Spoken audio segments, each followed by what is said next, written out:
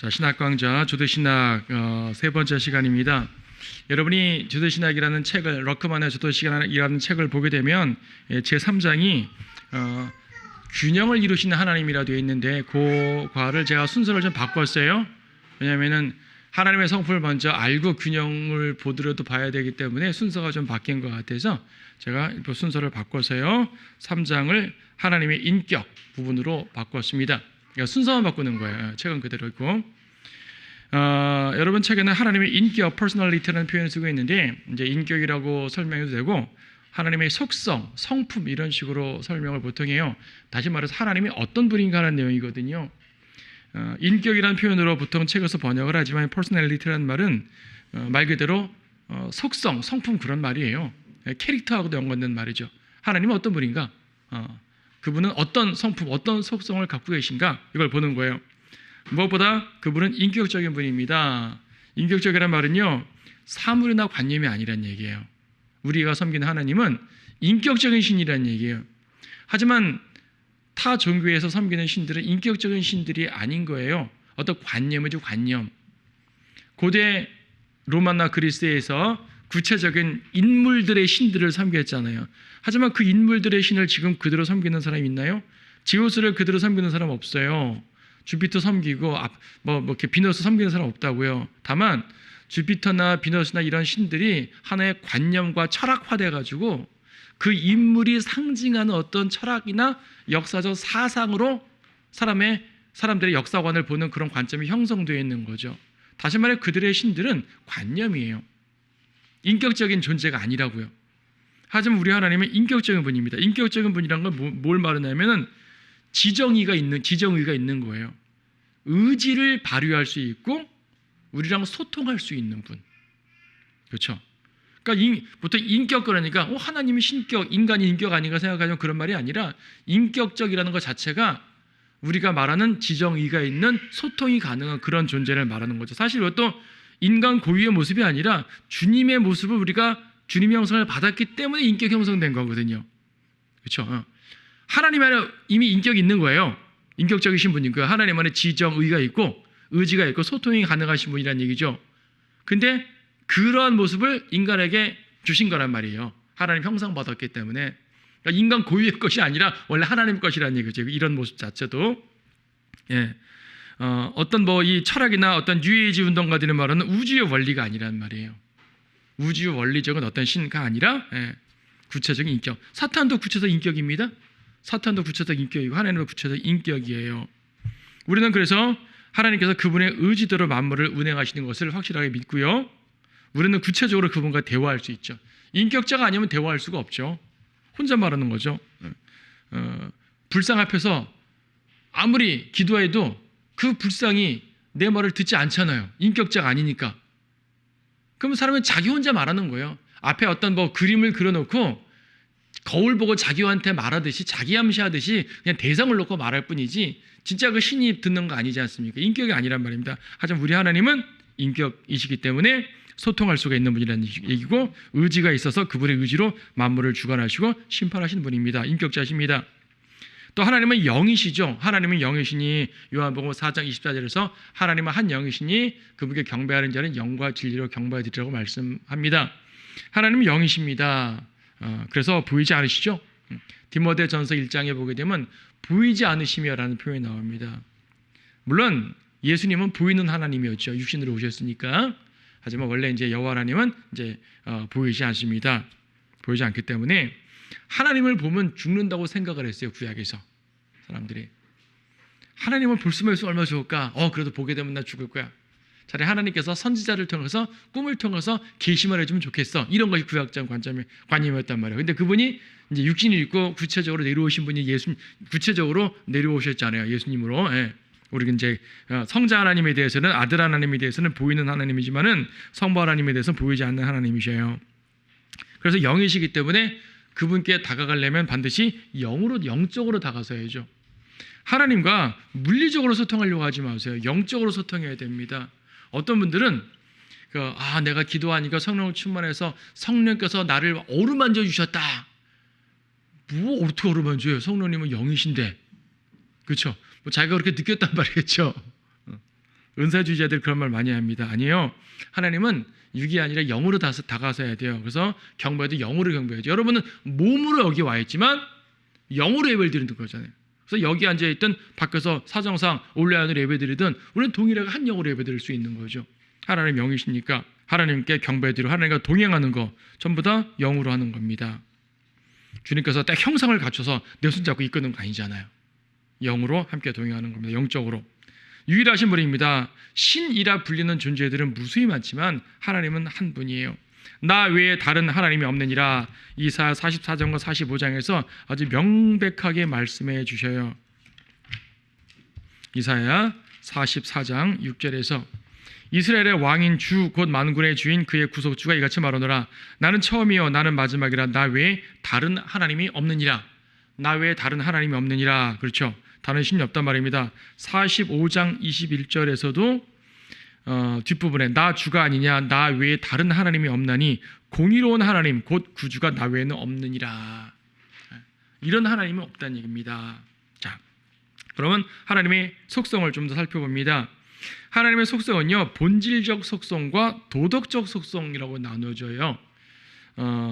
여러분이 이제 주도시다 러크만 목사님의 주도시다 책을 보게 되면은 이해할 수 없는 속성, 이해할 수 있는 속성 이렇게 표현되어 있는데 그 번역이 좀 잘못된 것 같아요. incommunicable이라 말하는데 이거는 뭐냐면 공유할 수 있다 없다 개념이거든요. 소통할 수 있다 없다 개념이에요. 그러니까 공유할 수 없는 속성, 다시 말해 그분만 있는 속성입니다.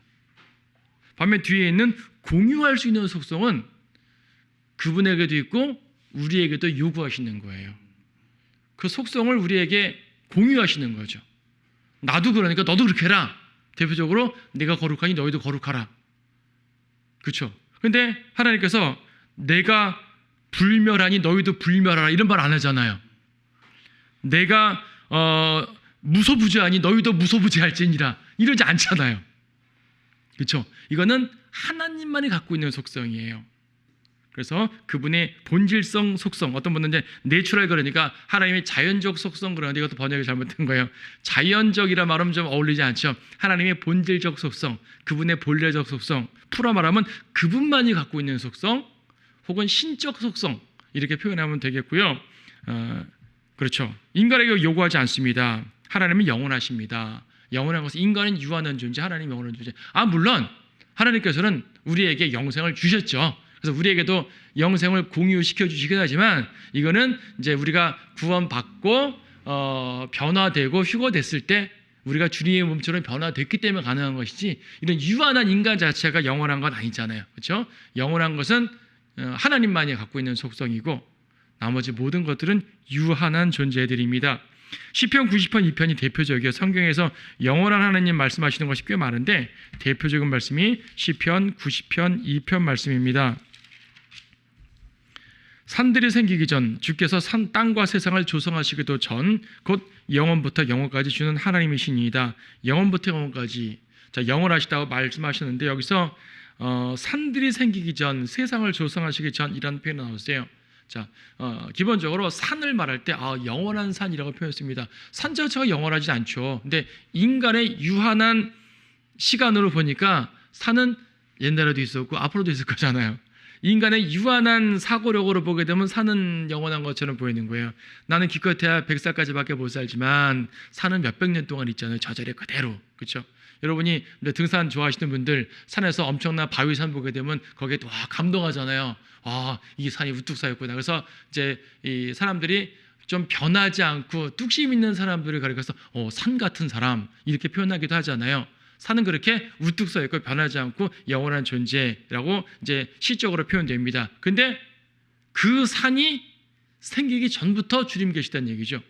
그러니까 하나님은 더 영원하다는 얘기죠. 굳이 산 갖고만 말할 것이 아니죠. 무수한 피조세계 만물들, 자연 만물들 말입니다. 그런 모든 만물들 이전에 계신 분이다. 그렇죠. 모든 물질보다 앞에 계십니다.希腊철학자들은 이제 물질은 영원하다라고 생각을 많이 했던 것 같아요. 사실 오늘날 과학자들도 그렇죠. 물질이 언제 생긴지 규명을 못하죠. 뭔가 있었으니까 지금도 있다고 생각할 거 아니겠어요. 빅뱅 어쩌고 빅뱅도 결국은 뭔가가 터진 거잖아요. 그들이 말할 때. 하여튼 뭔가 물질 자체가 언제부터 생긴지 규명을 못해요. 오직 성경만이 물질의 기원을 규명하십니다. 하나님께서 영원하시고 하나님께서 그 모든 물질들을 창조하신 거예요. 성경을 보면 답이 뻔한 거죠. 태초에 하나님께서 하늘과 땅을 창조하셨다고 분명히 시작부터 못 받고 시작합니다. 하나님이 영원하시다고 말할 때 말입니다. 우리 일반적으로 말할 때 신앙적으로 말할 때는 그래 그분의 존재 자체가 영원하시다라는 생각하지만 우리도 한 단계 더 들어가야 돼요. 그분의 존재 자체가 영원하다는 것은 그분의 행하심도 영원하다고 이해를 하셔야 되는 겁니다. 그분의 구원 영원하죠. 그분의 승리. 자, 예수님께서 마귀와서 이기셨어요. 그렇죠? 여러분 인간끼리 싸움 보세요. 영원한 승자가 있나요? 없죠. 정치가들 보세요. 영원한 승자가 없잖아요. 항상 언젠가 바뀔 수 있죠. 나라들 보세요. 한번 강한 나라 영원히 강합니까? 영국이 세계 최고였지만 또 내려앉았잖아요. 자, 영원한 강자는 승자는 없어요. 근데 만약에 하나님께서 영원하지 못하시다면 어떻게 될까요? 하나님의 존재는 영원하신데 그분의 승리가 영원하지 못하다면 어떻게 될까요? 언제가 마귀한테 당할 수도 있지 않을까? 마귀가 언젠가 지옥에서 힘을 이제 발휘해가지고 하나님을 이기지 않을까? 그런 걱정할 필요 없다는 얘기입니다. 하나님의 승리가 영원합니다. 하나님의 구원이 영원한 거예요. 여러분, 만약에 주님께서 나를 구원하신 거 감사한데 주님 저 구원해 주셔서 감사합니다. 근데 하나님께서 영원하지 않으시면 어떻게 되지? 하나님께서 나를 구원하셨는데 이 구원이 영원하지 않으면 어떻게 되지? 안 되잖아요. 그럼 불안하잖아요. 하나님이 영원하시다는 얘기는 그분의 구원, 그분의 영광, 그분의 승리 이런 것들이 다 영원하단 말이에요. 그러므로 우리가 하나님 말씀에 따라서 구원받았으면은 영원할 수가 있는 거죠. 성경에서도 하나님 말씀 자체가 영원하다고 이미 못 박아놓고 있고요. 말씀이 영원하다는 얘기는 말씀 속에 계시된 모든 사실들도 영원하다는 말이잖아요. 하나님 말씀 안에 그분이 영원하다, 그분의 승리, 그분의 영광 다 설명하는데 다 영원한 거예요. 그래서 우리는 사탄의 찬탈할 염려를 할 필요가 없고 영원토록 보장되어 있습니다. 또한 디모데 전서 1장 17절에서는 하나님은 영원한 왕이시다라는 말씀하고 있습니다. 자, 그분의 왕국도 영원합니다. 결코 사탄이 찬탈하지 못합니다. 불변하십니다. 자, 영원하다 불변하다 같은 말일 수 있는데 영원하다는 존재성 자체의 영혼을 말하는 것이고 불변한다는 것은 그분의 마음이 변하시냐 변심하시냐 이걸 말하는 거예요. 주님은 변심 안 하죠. 그분의 존재도 영원하시지만은 그분의 마음도 그대로예요. 그분이 결정한 것은 그대로인 거예요. 말라기 3장에서 나는 주임으로 변경하지 아니하노라. 말라기 3장 6절 말씀하죠. 야고보서도 말씀하십니다. 1장 17절 그분께는 변화도 없고 회전하는 그림자도 없느니라. 사무엘상에서는 사람이 아니심으로 후회하지 아니하심이라. 사람이 아니기 때문에 후회하지 않습니다. 모순이라고 오해하실 거 없어요. 창세기 6장에서 홍수 내리실 때 말입니다.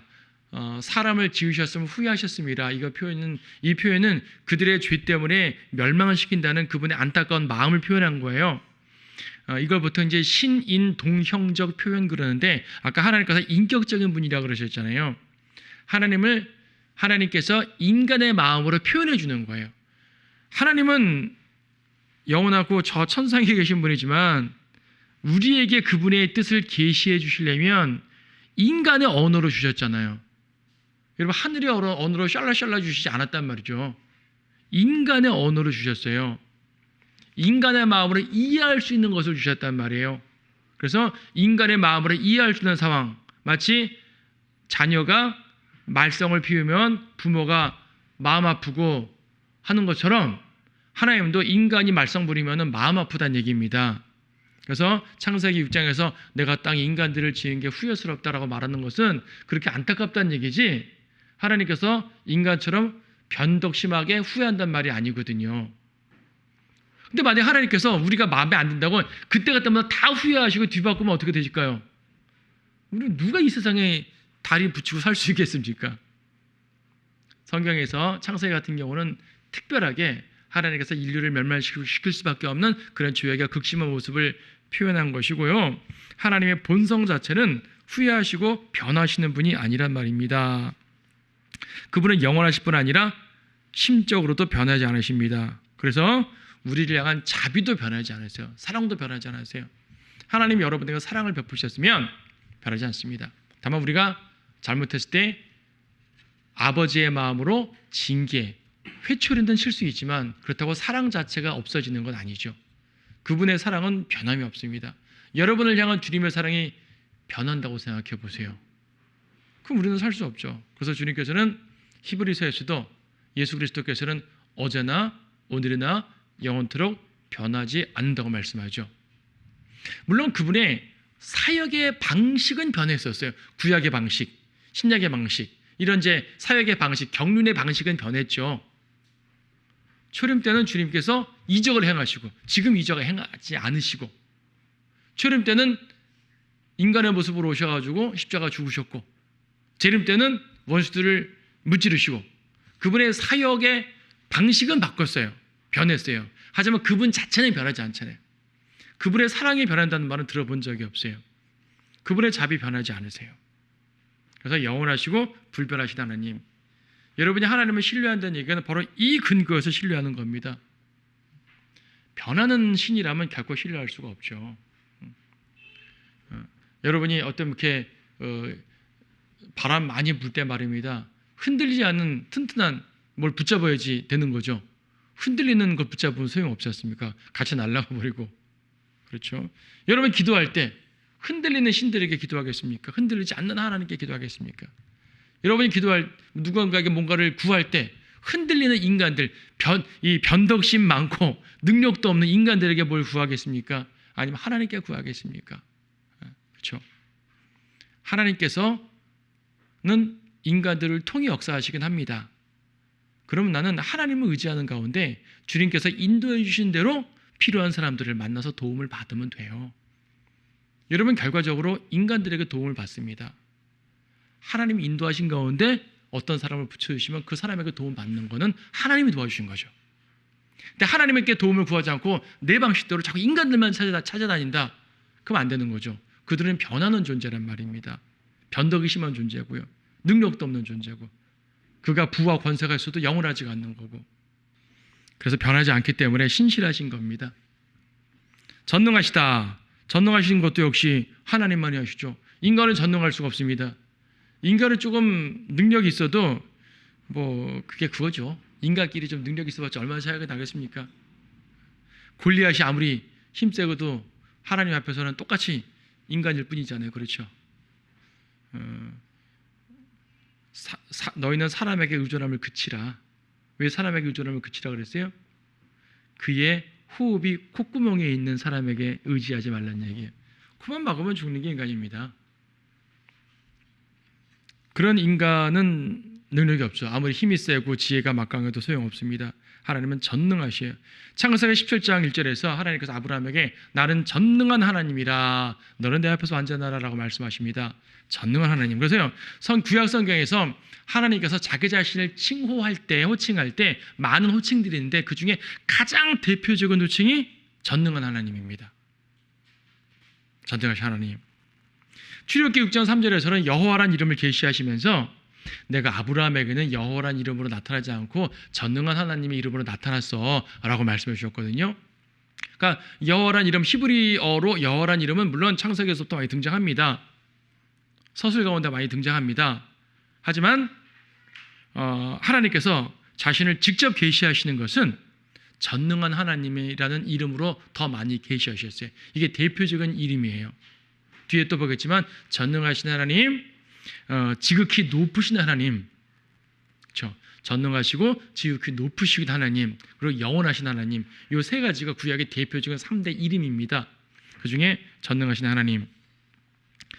욥기 42장도 그렇고 창세기 18장도 그렇지만 욥기 42장 2절에서 여기 인용되어 있네요. 주께서는 모든 것을 하실 수 있다. 주께 어려워서 못할 것이 없다. 예레미야 32장 27절 말씀 보십시오. 예레미야 32장 27절. 보라, 나는 주여 모든 육체의 하나님이라 내게 어려워서 못할 일이 있겠느냐. 여러분 기도할 때 이 말씀 붙들고 기도하십시오. 주님께서 어려워 못할 일이 없어요. 주님께는. 이 똑같은 말씀이 창세기 18장에서 그 사라에게 하셨죠. 하나님께서 사라에게 아들을 낳을 거라 그랬더니 내가 무슨 아이를 낳아야 하면서 웃었단 말이에요. 하나님께서 하나님께 죽기에 너무 어려워서 못할 일이 있겠느냐. 내가 한다면 한다 그 말입니다. 주님께는 불가능이 없다. 못하실 것이 없다. 그렇죠. 그래서 여러분들이 하나님 앞에 뭔가를 간구할 때 가장 신경 써야 될 부분은 하나님의 전능하심이에요. 전능하지 않은 신에게는 절대 구하지 마십시오. 전능하지 않은 존재들에게는 뭔가를 구하는 것이 의미가 없습니다. 자, 하나님의 전능하심은 어디에서 나타나냐 하면 특히 창조와 구속과 심판에서 나타나요.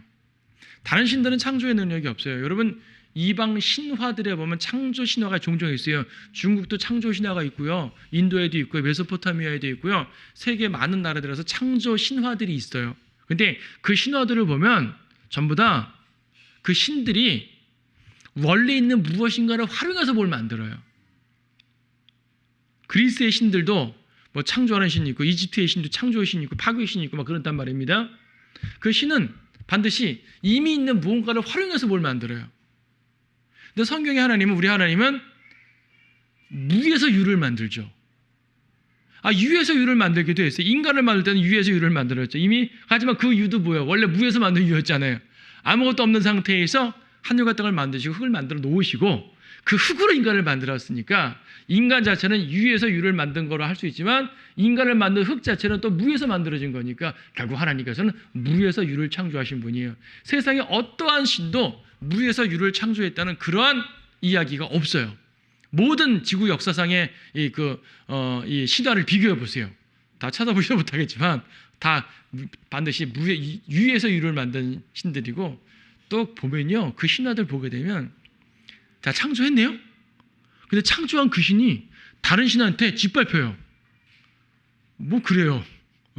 창조한 신이 자기 아들 신한테 죽임당하고 창조한 신이 또 다른 신한테 짓밟히고 세력이 바뀌고 그럼 전능한 게 아니죠. 그렇죠? 우리 하나님은 전능하신 분이에요. 자, 창조에 있어서 전능하시죠. 여러분 창조라는 게 정말 여러분 가만 생각해 보세요.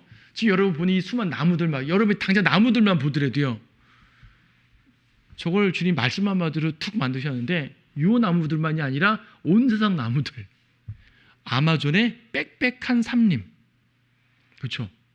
지구의 허파라고 말하는 빽빽한 삼림들. 그 강줄기. 저 유럽의 그 스위스 그 알프스의 강줄기 호수. 그걸 하나님께서 말씀으로 창조하셨대요. 한마디로. 이걸 전능하심 아니고 어떻게 설명하겠습니까? 인간을 흙으로 빚으신 것은 전능하지 않아서가 아니라 일부러 더 세심하게 하시려고 일부러 그러신 거죠. 인간도 말씀으로 툭 창조할 수 있었어요. 못 하시는 게 아니에요. 근데 그분의 형상을 닮은 것을 정성스럽게 만드신 거죠. 의도가 들어간 것뿐이라는 얘기입니다. 하나님은 전능하셔요. 창조의 능력. 자, 또 구원의 능력. 여러분 구원도 능력입니다. 제가 거리설교할 때 자주 이제 복음 전할 때 쓰는 표현인데 다른 신들은요. 이방 종교 이방 신들은 어떻게 구원받냐면 선하게 살면 구원받는다고 선행을 행해야 구원받는다 그러죠. 선한 자는 구원하고 악한 자는 심판하는 게 이방 신들이래요. 아니 선한 사람을 구원하는 건 나도 해요. 여러분도 해요. 악한 자를 멸망시키는 것은 능력만 있으면 누구나 하는 거예요. 근데 적어도 신이라면요. 악인을 구원해야지 능력이죠. 죄인을 구원하는 것은 엄청난 능력입니다. 이방 신 중에서 죄인을 구원한다는 신이 없어요. 죄인들은 다 자기가 알아서 속죄해야 돼요. 알아서 선행을 해야 되고 알아서 뭐 이것저것 해야 돼요. 고행을 하든지 뭐 하든지. 그리고 나서 신한테 저 착한 일 많이 했으니까 구원해 주세요. 너 착한 일 많이 했지? 오케이. 이게 아니죠. 악인을 죄인을 구원할 줄 알아야지 그것이 능력입니다. 우리 주님은 죄인을 구원할 줄 아시는 분입니다. 로마서 5장 8절 나오지 않습니까? 우리가 아직 죄인이었을 때 하나님께서 그분의 사랑을 나타내셔서 구원하셨단 말입니다. 하나님은 죄인, 이 모든 신 중에서 죄인을 구원하시는 신이라 불리는 자는 예수 하나님밖에 없어요. 그래서 하나님이 참신, 유일한 신인 거죠. 다른 신들은 그렇게 못합니다. 그래서 여러분들이 구원이라는 것을 사랑, 자비 이렇게만 봤는데 구원은요 하나님의 능력이에요. 여러분이 구원받은 건 하나님만이 할 수 있는 능력이라고요. 감히 어떤 존재가 지옥으로 달려가는 나를 멈춰 세워서 하늘나라로 이끄시겠습니까? 아무도 못해요. 어떤 신도 못해요. 하나님만 할 수 있는 거예요. 자, 그래서 이제 구원의 능력. 이집트에서 이스라엘을 구원한 것도 마찬가지죠. 이집트 신들을 막 쳤잖아요. 물이 피가 되게 하고 우박을 데리고, 이게 이집트 사람만 친 게 아니라 이집트 신들도 친 거거든요. 너희 신들 가짜지 하면 다 쳐버리신 거예요. 그리고 그분의 능력으로 구출하셨죠. 예, 구원은 그분의 능력으로 구원하시는 겁니다. 자비도 자비지만 능력으로 구원하시는 거예요. 다만 주님이 할 수 없는 것은 뭐냐면 악을 행할 수 없죠. 죄를 질 수 없죠. 히브리서 6장에서는 거짓말할 수 없는 하나님이다. 거짓말할 수 있는 능력이 없다는 것이 보담도 그분의 성품에 맞지 않는 건 하지 않으시는 거죠. 예. 자, 무소부재하시다. 동시편재라고도 표현하죠. 무소부재, 없는 것이 없습니다. 없는 것이 없어요. 여러분 시편 139편에 보게 되면 하나님의 무소부재를 말하는 가장 대표적인 구절 중에 하나가 시편 139편 7절인데, 내가 주의 영으로부터 벗어나 어디로 가며 주의 면전에서 벗어나 어디로 피하리이까? 내가 하늘로 올라갈지라도 주께서는 거기 계시며 내가 지옥의 잠자리를 마련한다 하여도 보소서 주께서는 거기 계시나이다. 내가 아침에 날개를 내고 저 바다의 끝 부분들에 거할지라도 거기서도 주의 손이 나를 인도하시며 주의 오른손이 나를 붙드시리이다. 주님 어디나 계시다. 지옥 얘기하니까 하나님 지옥도 있나? 그런 말이 아니라 주님은 어디에도 있다. 우리가 어딜 가든 주님의 면전에서 도망가도 못 피한단 말입니다. 요나가 하나님의 면전에서 피하기 위해서 타시스로 도망갔잖아요. 하나님은 다 아시는 겁니다. 주님의 면전에서 피할 수 없다. 예레미야 23장에서는 가까이 계시든 멀리 계시든 주님은 여전히 나의 하나님이셔요. 그러잖아요. 한국에 사는 사람이나 미국에 사는 사람이나 동시에 예수님을 영접할 수 있어요. 예수님 영접이 뭐예요? 예수님 내 마음에 들어오시는 거잖아요. 저도 오늘 낮에 자매님 한 분을 구령했는데 이 똑같은 시간에 다른 데서 구원받은 사람이 없었겠어요? 있지 않아요. 똑같은 시간에 구원받은 사람들이 전 세계 곳곳에 있어요. 그러면 구원받는다는 말은 하나님이 그 마음속에 들어간다는 얘기인데 어떻게 하나님께서 동시에 여러 곳에 들어가죠? 이것이 바로 무소부재. 영이시니까 가능한 겁니다. 여러분은 어디에 있어도 성령님이 내주하십니다. 여러분이 미국에 여행을 가도 한국에 있는 저와 마찬가지로 성령님은 그 안에 똑같이 계셔요. 미국에 있는 그리스도인들 똑같죠? 그렇죠? 어디나 마찬가지입니다. 어디서 기도해도 동일하게 들으셔요. 전 세계 어디에서도 그리스도인들이 있으면 그들의 기도를 주님이 들으십니다. 동일하게. 그 뭐죠? 주님께서는 어디서나 계시다. 그 말씀 보는 겁니다. 물론 하늘에서 다 들을 수 있는 능력을 말할 수도 있지만은 성령께서 내주하신다는 것을 표현하게 되면은 동시에 다 계실 수 있다. 예. 전지하시다. 모든 것을 아신다. 아까 역대기야 16장도 말했지만 주의 눈은 온 땅을 살피시기 때문에 모르는 게 없습니다. 모든 마음과 생각의 모든 상상을 아십니다. 역대기상 28장에서 9절 예. 뒷부분에 주께서는 모든 마음을 살피시고 생각의 모든 상상을 아시나니 만일 내가 그분을 찾으면 그가 너를 만나실 것이나. 주님은요 사람의 모든 마음의 생각과 상상들을 아십니다. 그래서요 우리가 주님을 신실하게 섬긴다는 그러한 마음도 주님 아실 것이고 우리가 죄를 짓는 마음도 아시는 것이고 그분 앞에 숨겨 살 수 있는 것이 아무것도 없다는 얘기입니다. 더욱이 하나님께서는요 미래를 아세요. 미래를. 이걸 예언의 능력이라 말하죠. 이사야 48장 3절에서 내가 처음부터 이전 일들을 선포하였고 그 일들이 내 입에서 나갔으며 내가 그 일들을 보여주었고 갑자기 행하여 그 일들을 이루었느니라. 이전부터 뭔가를 선포했대요? 5절. 나는 처음부터 그 일을 네가 선포했으니 그 일이 일어나기 전에 네가 그것을 내가 보여주었느니라. 이사야 41장도 동일하게 말씀하시는데요. 이방 신들에게 주님께서 도전하십니다. 너희들 미래를 말해봐. 아직 일어나지 않는 일 미리 선포해봐. 너희들이 신들인 걸 보여봐. 아무도 못하죠. 어떠한 존재도 할 수 없습니다. 하나님 하시는 거예요. 그래서 예언은 하나님의 능력이에요. 미래를 아시고 그걸 선포하십니다. 예언. 그래서 성경에서 예언이라는 말을 빼버리면 안 돼요. 어떤 성경들에서 예언이라는 말을 빼버렸잖아요. 아주 상당히 큰 실수한 겁니다. 자, 하나님의 모든 것을 아신다는 개념에서 미래까지 아시는 거죠. 우리 마음보다 더 크시고 모든 것을 아시는 하나님, 우리가 주님께 의탁하지 않을 수가 없는 거죠. 자, 그래서 이제 하나님의 본질적 속성, 신적 속성은 이렇게 5가지 정도로 추릴 수가 있고요. 도덕적 속성, 아까 말한 것처럼 공유할 수 있는 속성, 인간에게 요구하는 속성들 말입니다. 그분의 그러한 면을 우리에게 요구하시는 것, 도덕적 속성인데 어떤 것이 있습니까? 하나님의 거룩하심. 베드로전서 1장 16절에서 내가 거룩하니 너희도 거룩하라. 하나님이 거룩하시다는 거에 뭐 두말할 나위가 없죠. 이사야 6장 3절에서 스랍들이, 이사야 환상 중에 스랍들을 봤죠. 하늘의 성전을 보고 스랍들을 봤죠. 스랍들이 거룩하시도다. 그렇죠? 계시록 4장에서도 천상의 존재들이 거룩하시도다. 우리 찬송가도 거룩 찬송 부르잖아요. 그렇죠? 하나님은 거룩하십니다. 두말할 나위 없어요. 거룩하다는 얘기는요, 모든 죄악된 것들로부터 구별되어 있다는 말입니다. 구별되어서 완전하시고 온전하시고 흠 없으신 그 하나님은 거룩하신 겁니다. 근데 그런 거룩하시면 우리에게도 요구를 하시네요. 우리는 하나님처럼 완전하지 못해요. 하지만 어떤 의미에서 거룩하라고 하는 것인가? 세상이라는 죄로부터 구별되라. 그렇죠?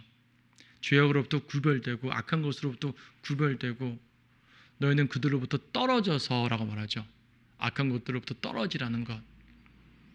근데 거룩이라는 것은 그냥 분리만이 거룩이 아니라 분리해서 어딘가로 가야죠. 그러니까 from to가 다 있어야 되는 거예요.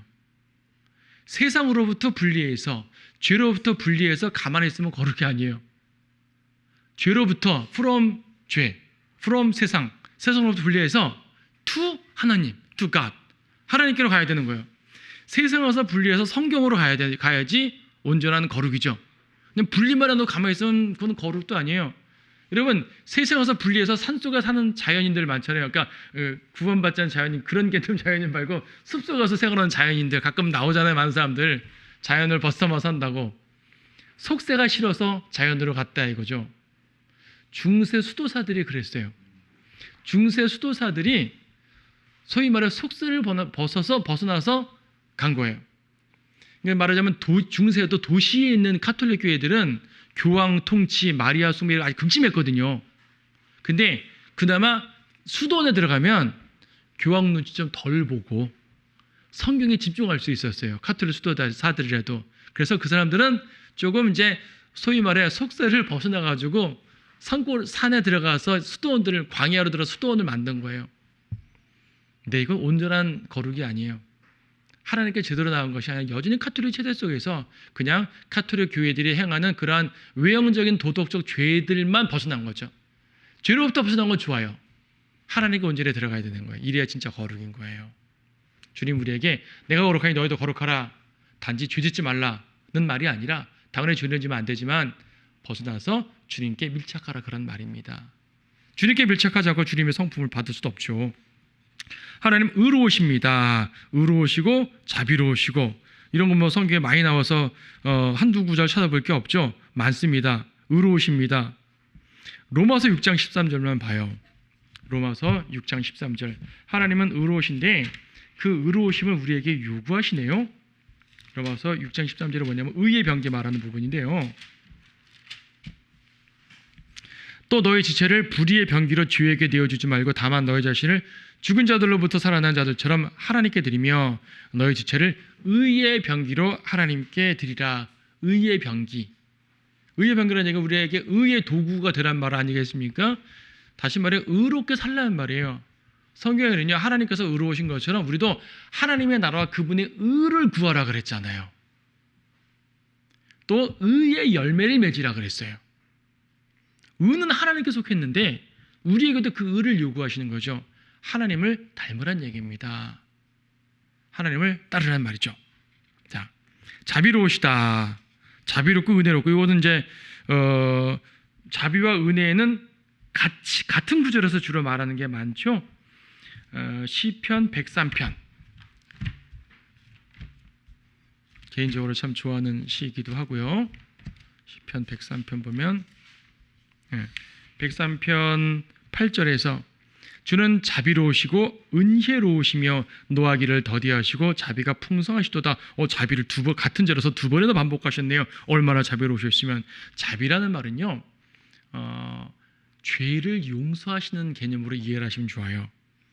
내가 죄를 져가지고 심판받아야 마땅한데 심판을 면해 주시는 게 자비예요. 용서하시는 자비예요. 그래서 지금 시편 103편 쭉 이어진 내용들 보더라도 그는 항상 꾸짖지만은 아니하실 것이며 분노를 영원히 품지도 아니하시리로다.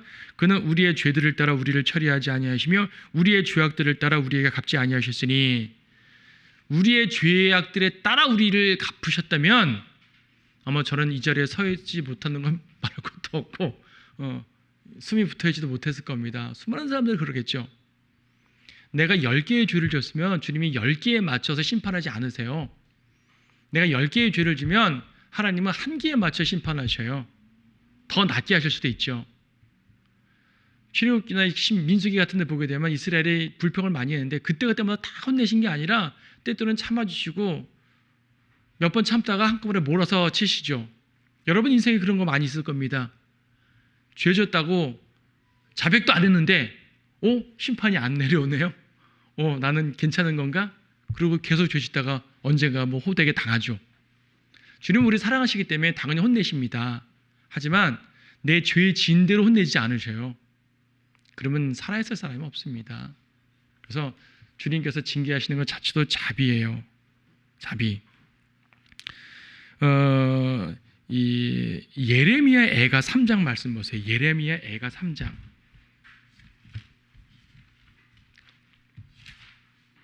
애가 3장 22절 말씀 보시게 되면, 주의 자비하심으로 우리가 진멸되지 아니하였으니 그의 긍휼히 여기심이 사라지지 아니하였음이니이다. 지금 예레미야 애가는 예루살렘의 멸망을 목도하고 쓴 겁니다. 예루살렘 멸망했잖아요. 끝났어요. 끝장났어요. 근데 모든 백성들을 다 멸하신 게 아니란 얘기죠. 우리가 진멸되지 않았다. 에스라서에도 나와요. 에스라 9장에 보게 되면 우리가 받아야 될 죄는 더 심한데 주님이 이 정도밖에 벌을 주지 않고 이렇게 구원하셨나이다라고 말합니다. 그러니까 하나님께서는 진노 중에도 자비를 베푸시는 분입니다. 그의 자비하심 우리가 한없어서 다 말할 수가 없습니다. 은혜에 마찬가지고요. 사랑이시죠. 사랑이시라는 건 너무나 당연하니까 요한에서 4장에서 하나님은 사랑이시라 여러 번 말씀하고 있죠. 요한복음 3장 16절 하나님께서 세상을 사랑하셔서 독생자를 주셨습니다. 사랑하셨습니다. 성도는 더 사랑하시죠. 질투하신다는 말씀도 있고요. 출애굽기 20장이나 여호수아서에서는 하나님은 질투하는 하나님 이외에 다른 신을 섬기면 질투하십니다. 근데 고린도 후서 11장 2절에 보면 사도 바울이 질투하는 마음으로 성도들에게 책망하는 장면이 나와요. 고린도 후서 11장 2절. 이는 내가 경건한 질투로 너희에게 질투를 느낌이라. 내가 너희를 한 남편에게 정혼시켰나니 이는 한 순결한 처녀로 너희를 그리스도께 바치려는 것이라. 그렇죠? 하나님의 질투하심을 우리가 받는 거예요. 그때 여러분들이 그냥 이 친구들이나 이 가정이나 이런 데서 막 함부로 질투하란 말이 아니라 질투 자체는 사랑을 받아야 될 사람이 받지 못할 때 느끼는 당연한 감정이거든요. 하나님께서 그렇게 하셨고 우리에게도 그런 감정을 주신 것 같아요. 하지만 필요 이상으로 잘못 질투하면 안 되죠. 우리는 가능하면 이제 온유한 마음 품어야 되지만 고린도서 11장처럼 영적인 선한 질투가 있는 거예요. 자, 우리가 하나님 이외에 다른 것을 섬길 때, 다른 것을 사랑할 때, 세상을 더 사랑할 때 주님의 질투하심을 우리가 알 수가 있는 거죠. 하나님의 신실하심 뭐 다 구절을 볼 수 다 찾지 않아도 아는 내용이고요. 선하시고 정직하시고 공정하시고요. 베드로전서 1장 17절. 베드로전서 1장 17절. 또 외모도 보지 않으시고 각 사람의 행위에 따라 판단하시는 분을 너희가 아버지라 부른다면 너희의 이곳 나그네 시절을 두려움 속에서 지내라. 공정, 그렇죠? 외모도 보지 않고 행위에 따라 판단한다. 하나님께서는 있는 그대로 판단하시는 겁니다. 특히 심판에서 그렇게 하십니다. 그 공정하심, 인간에게도 공정하심을 요구하시는 거죠. 온전하심, 마태복음 5장 48절에서 이것도 공정과 연관된 내용이기도 한데, 그러므로 하늘에 계신 너희 아버지께서 온전하신 것이 너희도 온전하라. 우리가 여기서 온전은 퍼펙트인데 우리가 완벽할 수는 없잖아요. 하지만 하나님께서 하시는 것처럼 여기서 하나님께서 하시는 것은 바로 위에 45절 46절 선인과 악인 위에 태양과 비를 주시는 차별 없이 하시는 그런 모습들 말입니다. 로마서에 보면 하나님은 차별 없으신 분이에요. 차별 금지는 하나님께 시작하신 거거든요. 근데 어떤 의미의 차별 없냐면 그냥 뭐 이렇게 요즘 차별금지법 그런 차별을 말하는 게 아니라 구원에 있어 차별 없어요. 유대인이든 이방인이든 믿기만 하면 구원 받아요. 차별 없죠. 심판에 있어 차별 없어요. 부유하든 가난하든 믿지 않고 죄를 범하면 심판하시는 거예요. 심판에 있어서 구원에 있어서 차별 없으신 공정하신 거예요. 그리고 죄인이든 아인이든 햇빛과 비 이런 자연의 일반 은총을 주시는 거죠.